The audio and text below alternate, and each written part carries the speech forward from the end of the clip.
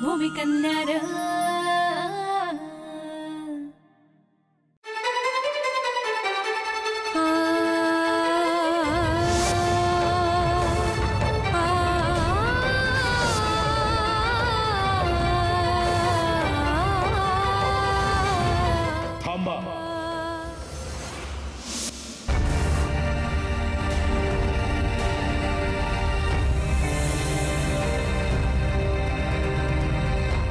सुपारी फोडायच्या आधी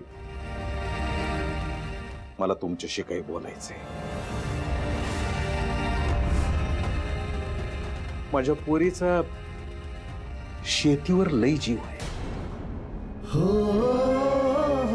म्हणजे लहानपणापासूनच या काळ्या मातीत डोलणाऱ्या पिकाबरोबरच खेळत बागडत मोठी झाली माझी पोर. शेतावरच वाढली. तिला शेतीमध्ये शिक्षण घ्यायचं आहे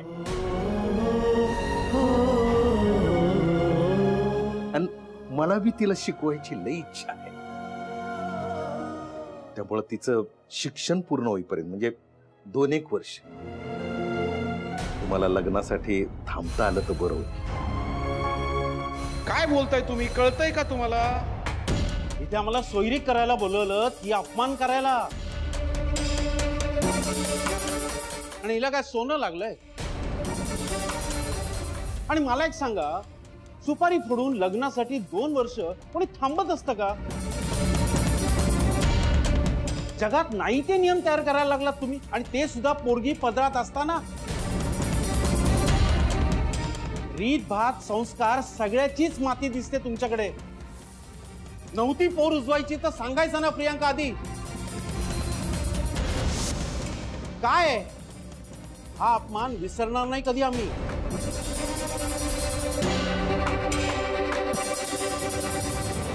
माफ करा,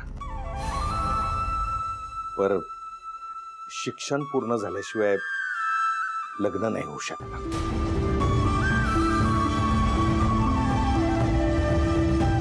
बाबा,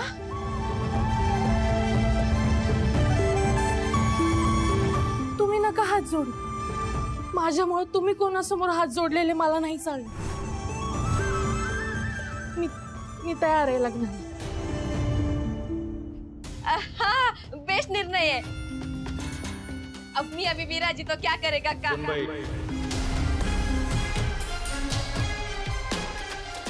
पुरी, तुझ्या सुखासाठी हा बाप जगासमोर हात जोडू शकतो आणि गरज पडली ना तर याच हाताने लढू बी शकतो.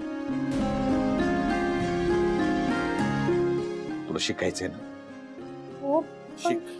पाहिजे तेवढं शिक. कुणी बी तुला अडवणार नाही. आणि यापुढं तुला विचारल्याशिवाय कुणी स्थळ बी आणणार नाही.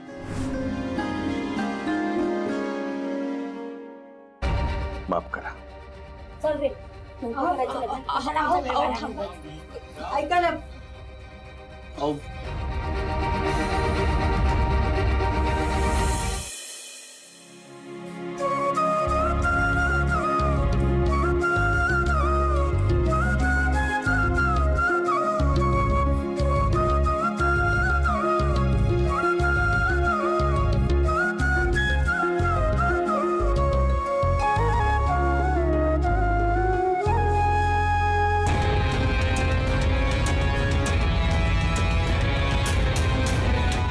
सदा कुठं?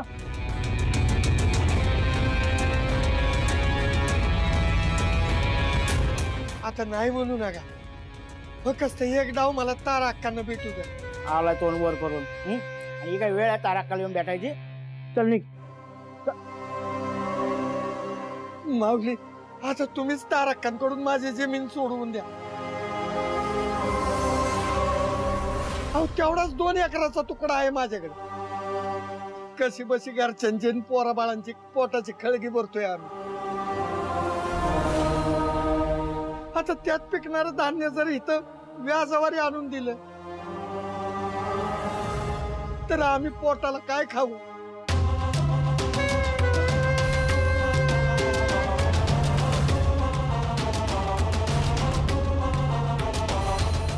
मी बोलते ताराकांशी, करतील त्या काहीतरी. सुनबाई,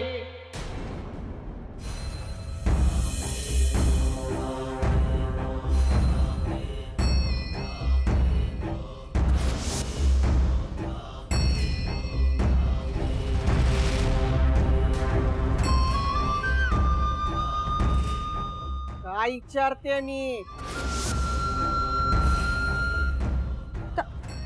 तारका, ते गण्या दादा माझ्या माघारी, माझ्या बिगार, माझ्या वतीनं वचन देणारी तू कोण?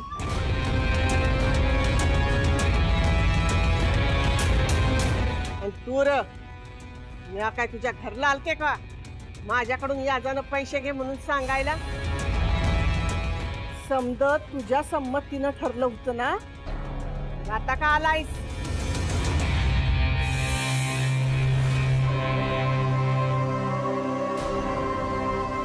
तारका, एकदा माझं कर्ज माफ करा. आता पाय धरून काय बी होणार नाही. समध्या देणं कर्यासनी व्याज माफ करत गेले, माझी बिगत माझ्या नवरेवानीच होईल की र?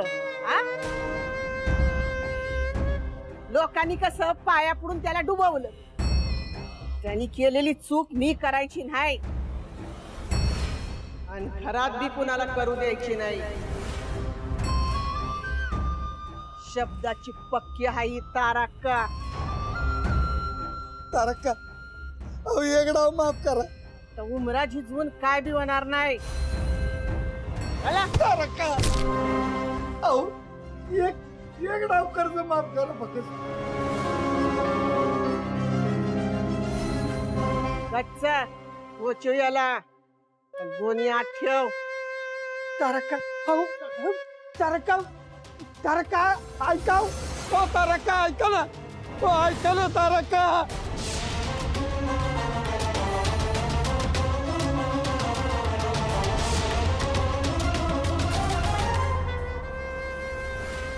सुनबाई,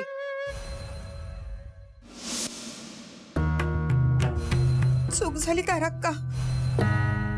हर्षवर्धन आता कोणत्याही क्षणी येईल ना, म्हणून म्हटलं त्याच्या समोर हा तमाशा नको. गण्यादादांना मी सांगत होते की तुम्ही जा आता. म्हणजे हर्षवर्धन अजून आला नाही? अहो तो कुठं आहे, काय आहे, फोन तरी करून विचारायचा ना. सकाळी निघालंय पोर, अजून घरी पोचलं नाही आणि तू खुशाल वचन देत बसली होय? बघा, फोन करा, कुठं आहे काय पोरग ते. मुरीला नाही सांभाळता आलं, लेकाकडे तरी लक्ष द्या. पारायणाला बसतोय आम्ही, आम्हाला कुणाचा आडसर नकोय. पर उद्या नाश्त्याच्या वेळेला माझा हर्षवर्धन माझ्या संग पाहिजे. जा म्हटलंय. चूक केली, शिक्षा तर होणारच. आज दिवसभर जेवायचं नाही. तारका, तू बी गच्च लक्ष ठेवायचं.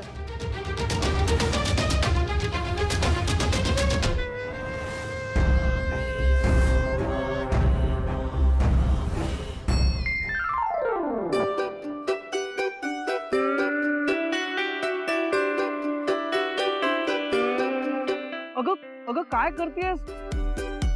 कसली पाण्यात माहितीयेत का तुला? सांगितलं नाही का तिने? रक्षक पालाय हा. तू पण लावू काय रक्षक पाला? हे बघ, आपण रस्ता चुकलोय, काही कळत नाही आणि तू रक्षक पाला करतेस. भूतामुळे होते हे. तू पण लाव बाबा. वेडी आहेस का? नको ना यार. माझ्यासाठी पण नाही लावणार का तू? प्लीज रिचा, ऐक ना माझं. रिचा नको ना. रिचा नको. हे बघ रिचा, काय अरे कशाला घेतली ती पानं हातात? खास सुटेल की या आगाग होईल अंगाची. काय खास? फुगलीची पानं आहेत ती. हर्ष यार, काय करू? रिलॅक्स. काही होणार पाहू ना. तुम्ही रस्ता चुकलाय का? हो, आम्हाला हिरवे खोर्दकडे जायचं. हिरवे खोत, तो रस्ता मार्गच राहिला की. अहो पण आम्हाला सांगितलं की तो रस्ता बंद आहे. हो हो, ज्यानं कोणी तुम्हाला सांगितलंय ना त्याने तुम्हाला चक येड्यात काढलंय बघा. अहो, आजच मी तिकडून आलोय. आता माघारी गाडी वळवा आणि जावा हिरवे खुर्दला. हर्ष यार खूप खास सुटलीये. आगाग होती अंगाची. हो तू रब नको करूस, तू रब नको त्या करूस. मुलीने फसवलं आपल्याला. आता ती रक्षक पालावाली मुलगी भेटते मला. सुनबाई उग भांड्या राग नको काढू, पोचे पडतील. माझ्या माहेरच्यानी दिलेत ते भांडे. सासूबाई तुम्हाला माहेरच्या भांड्यांची काळजी, माझ्या माहेरच्या लोकांचा अपमान झालाय त्याचं काय?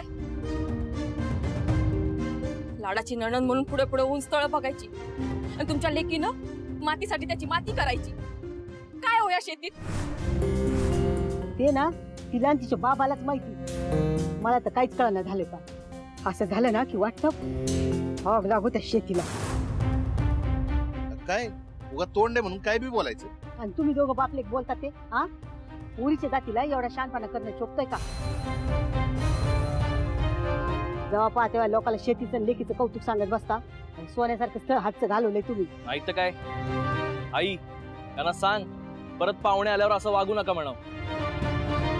एवढा शानपणा शिक्षणात दाखवला असतं का तर बापाच्या भांडवलावर दुकान टाकायची वेळच आली नसती. आलं माझ्या नवऱ्यावर. ओ बिझनेस मध्ये डोकं आहे त्यांचं. काय डोकं आहे? हो आहेच, म्हणून तर कळतंय शेती करून कोणाचंच भलं होत नाही. लाखो टाकून हजारो कमवायचा आतबट्ट्याचा धंदा आहे तो. अरे वावर आहे तर पावर. आणि कधी आपल्याला उपाशी झोपायची वेळ आली रे आपल्या शेतीमुळे. अरे आपण चांगले शिकलो मोठे झालो तर कुणाच्या जीवावर? या शेतीचाच ना. आणि आज पण आपलं घर या काळ्या आईच्या जीवावरच चालतं, हे विसरू नकोस. दुनिया चंद्रावर चालली, मंगळावर चालली आणि हे बसलेत मातीत अडकून. होय काय? आणि दुनियेला मग अन्न कोण देते? तुझा चंद्र का मंगळ? अरे लेका, या काळ्या आईवर माया करशील, तिची सेवा करशील ना तर पोट फाडून धान देईल तुला. तुझ्या आजा पंजांनी हेच केलं. आज मी शेती करतोय, उद्या तुला बी हेच करायचंय. तो जू उचलून खांद्यावर ठेवायला तुमचा काय बैल नाही मी. अरे आजा पंजांच्या तुमच्या लाईनीत बसणारा डब्बा फोन नाही, स्मार्टफोन आहे. स्मार्टफोन काळाच्या पुढे चालणारा.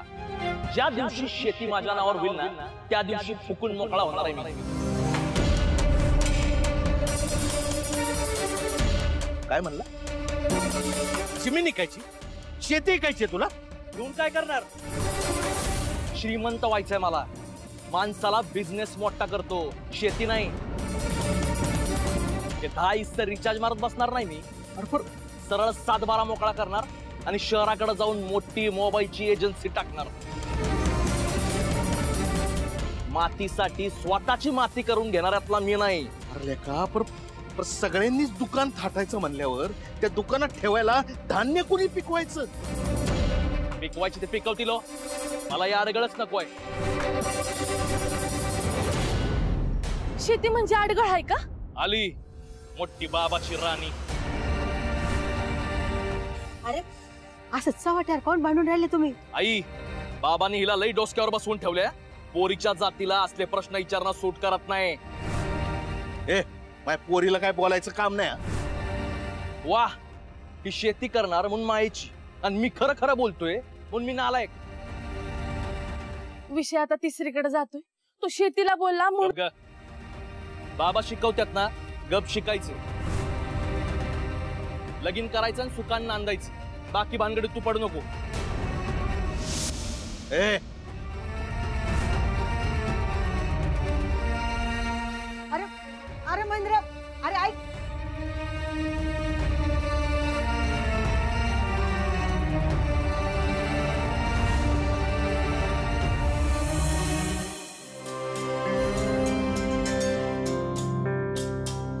भूषण, लागला का रे हर्षवर्धनचा फोन? हेच करतोय, नेटवर्क नाही त्याला.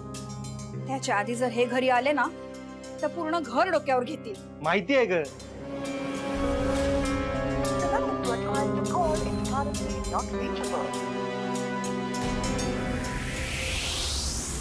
हैबत शेट आलेत.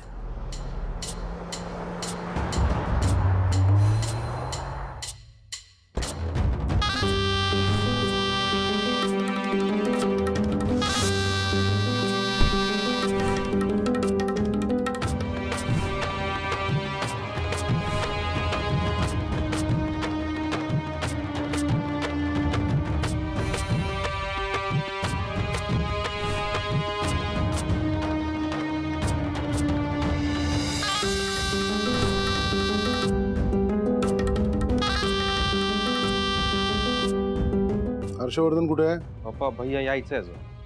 अजून नाही आला? सकाळी येणार होता ना तो. आणि इतका वेळ झाला तर मग आम्हाला कळवलं का नाही? अहो मी होतो ना इथं, म्हणलं तुम्हाला उगत कशाला कामात डिस्टर्ब. हर्षवर्धन पेक्षा महत्वाचं आम्हाला दुसरं काहीही नाही.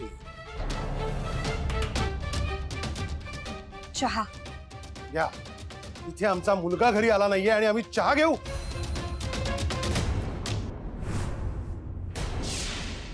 अहो हळू ना, तारका पारायणाला बसले. सांगणार कधी? ती खाली आल्यावर. आणि तुम्ही तोंड काय बघत बसलाय? गाडी काढा. हर्षवर्धन आला.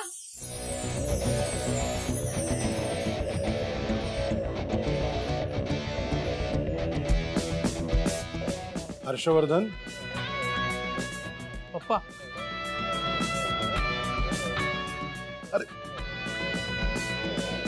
कुठे होतास? कुठे तू आला नाहीस म्हणून आम्ही आता SP साहेबांनाच फोन करायला निघालो. अहो पप्पा ते हर्ष, त्या नालायक मुलीला मी कधीच माफ करणार नाही. तिला अद्दल घडवावीच लागेल. हर्षवर्धन कोण आहे मुलगी आणि कोणाबद्दल बोलते? पप्पा ती रक्षकपाला. राहू द्या, इट्स अ लॉंग स्टोरी. राहू दे काय अंकल, हिरवेकुरला येत असताना 3 माकडं भेटली होती. त्या मळकट टी-शर्ट वाल्या मुलाने आम्हाला चुकीचा रस्ता सांगितला आणि त्या 1.5 शाण्या मुलीने आम्हाला भूताची भीती घालून खास कुजलीचा पाला लावायला लावला. आपण आपल्या कामांकडे लक्ष घाला. पप्पा ही रिचा आहे, माझी मैत्रीण. मी सांगितलं होतं ना हिच्याबद्दल. उद्या जाऊया आपण गावात. ते तिघं कोण होते ते दाखवा आम्हाला, म्हणजे आम्हालाही कळेल हैबतरावाच्या मुलाच्या वाटेला जाण्याची कोणी हिंमत केली ते.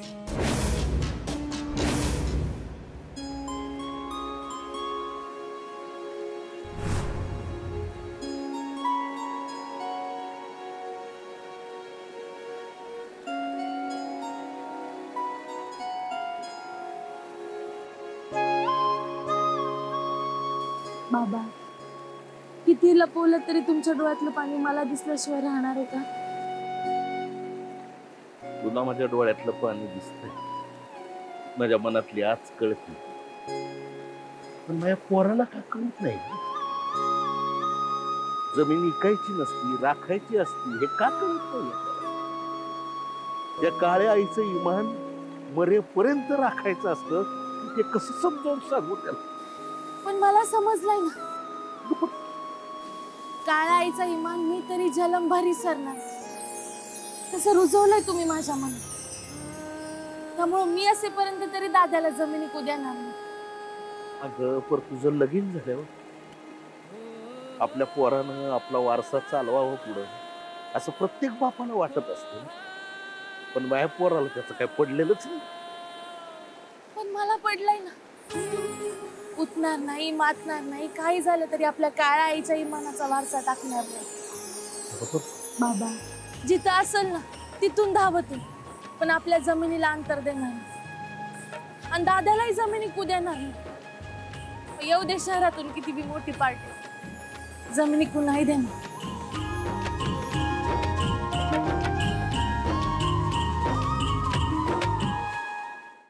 काय रे हर्षवर्धन, तुला तर आईची आठवणच येत नाही ना?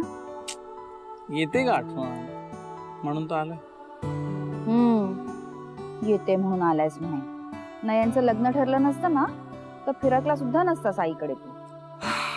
माझं मन नाही रमत गे इथे आई. तुझं मन कुठे रमतंय ते मला कळतंय बरं का हर्षवर्धन भैया. आणि मलाही माहितीये तुझं मन कुठे रमतं. त्यासाठी ऑलरेडी आलाय ना कोणीतरी तुझ्या आयुष्यात.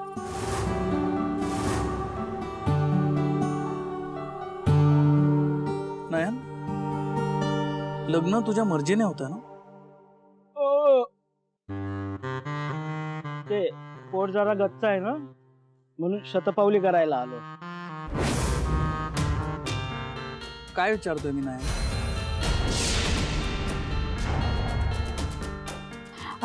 काही नाही रे, लग्न ठरले ना आता तिचं. आपल्या सगळ्यांना सोडून जावं लागेल सासरी, याचं वाईट वाटतंय तिला. बरं नयन, तू आता तिला घेऊन जा खोलीत. थकली असेल ही पण. हो ना, खूप दमली आहे. पण थँक्स नयन, हे लेप लावल्यामुळे जरा बरं वाटतंय. चल चलो, गुड नाईट. हे गुड नाईट. ही फक्त मैत्रीणच आहे ना तुझी? तुला आवडली असेल तर सून करून घेतो या घरची. माझ्या आवडीला विचारतोय कोण इथे? आई, मी एक गोष्ट नोटीस केली. तू आणि नयनने सकाळपासून काही खाल्लं नाही, पाणी पण प्यायला नाही. सगळं ठीक आहे ना? हर्षवर्धन, ते शेंगदाणा अडकला ना? काही नाही रे, निर्जळी उपवास आहे आमचा, म्हणून काही खातपीत नाही होत आम्ही. आराम कर तू, झोप आता नाही.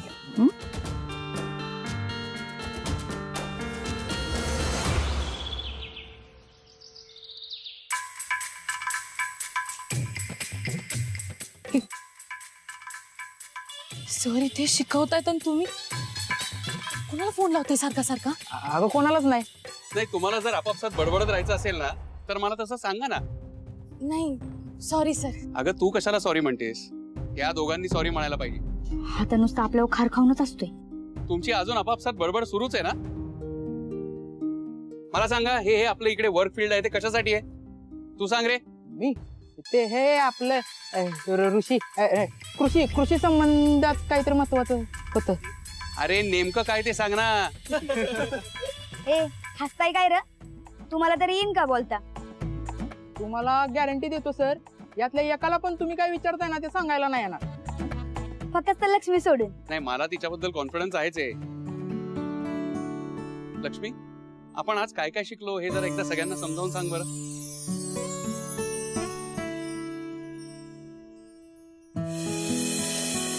हे अगं गांडूळ काय हातात घेते असं? अगं शेतकऱ्याचा मित्र आहे तो, त्याची कसली आली आहे भीती? गांडूळ हा जमिनीत राहणारा जीव आहे. जमिनीत राहून ना तो सेंद्रिय पदार्थ खातो. शरीराला आवश्यक असलेला भाग सोडल्यास उर्वरित भाग तो शरीराच्या बाहेर काढून टाकतो. त्यालाच तर गांडूळ खत किंवा वर्मिक पोस्ट असं म्हणतात. या क्रियेला ना साधारणतः 24 तासांचा कालावधी जातो. गांडूळ खतात भरपूर अन्नद्रव्य आणि संप्रेरके असणारे दाणेदार सेंद्रिय खत आहे. म्हणूनच तर हा आपल्या शेतातला सगळ्यात महत्वाचा घटक मानला जातो. याच गांडुळांचा वापर करून गांडूळ खत तयार करायला किमान 35 ते 50 दिवसांचा कालावधी जातो. Very good Lakshmi.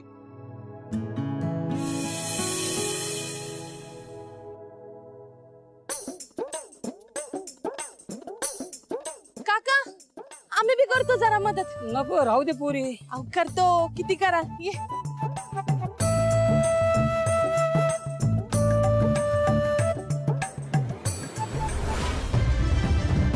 दीपाली, अगं सगळे कांदे पडले तुझ्यामुळे.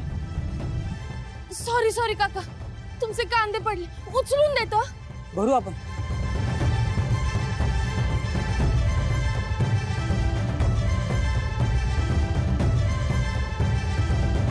Bye.